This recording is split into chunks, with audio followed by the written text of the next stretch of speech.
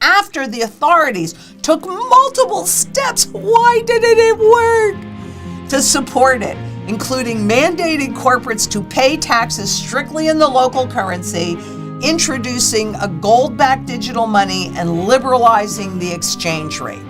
So they're doing everything that they can think of to stabilize it, but what they're not able to do is get the people to trust it again, even with that gold-backed digital currency. Why didn't that work? Welcome, fellow explorers, to a voyage through the tangled web of Zimbabwe's economic odyssey. In our quest for understanding, we find ourselves at the crossroads of innovation and adversity, where the promise of gold-backed central bank digital currencies, CBDCs, meets the harsh realities of financial turbulence. Guiding us through this labyrinth of complexities is none other than the esteemed financial sage, Lynette Zhang.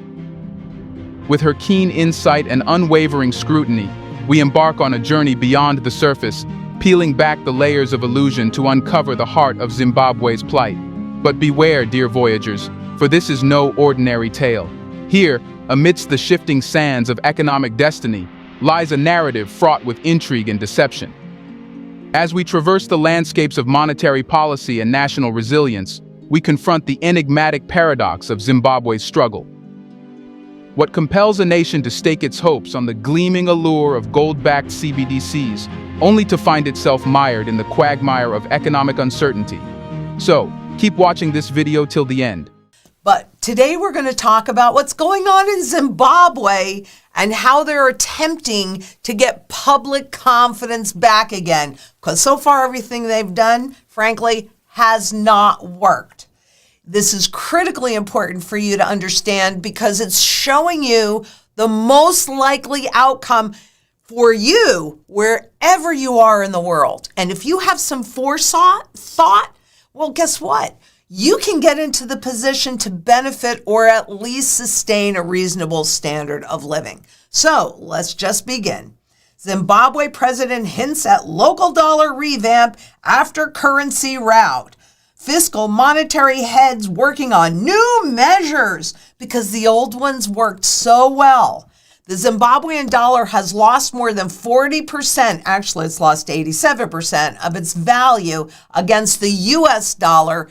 It's this year, its weakest level since being reintroduced in 2019. I mean, that's the way they do it. They change the rules a little bit, but they don't change behavior. And once that public confidence is lost, which is the last vestige of confidence left in these markets, and I want to be so clear on that. Well, what do? They start to bring back gold to regain that confidence. Okie doke. Zimbabwe has been struggling to stabilize its foreign exchange rate even after the authorities took multiple steps. Why didn't it work? To support it, including mandating corporates to pay taxes strictly in the local currency, introducing a gold-backed digital money, and liberalizing the exchange rate. So they're doing everything that they can think of to stabilize it, but what they're not able to do is get the people to trust it again, even with that gold-backed digital currency. Why didn't that work? Because if you can't convert it into the physical metal itself, who's to say that it's not just another lie? I mean, how many times can you be lied to when you do not know the truth? So, gold-backed digital currency is Zimbabwe's way to sway love for the dollars. This was back in October. It hasn't worked because you can't convert it. And in reality, the Zimbabwean dollar has lost more than 87% of its value this year as it has struggled to gain widespread acceptance from citizens. I mean, come on. That's going to happen all over the world.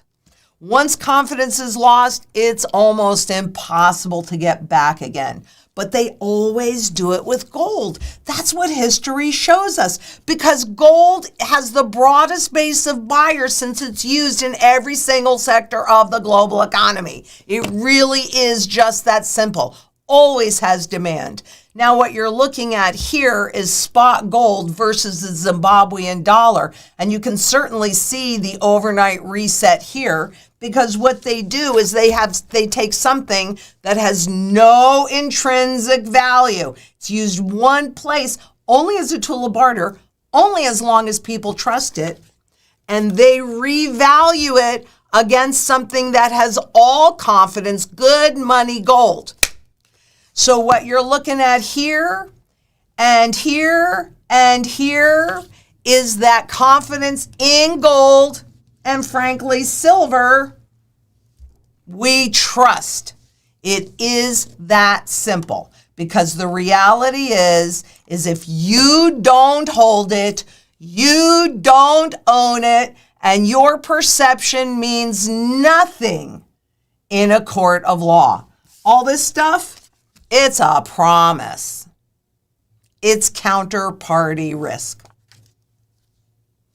So let's take a look. This is colossal central bank buying continued in 2023. This isn't just Zimbabwe.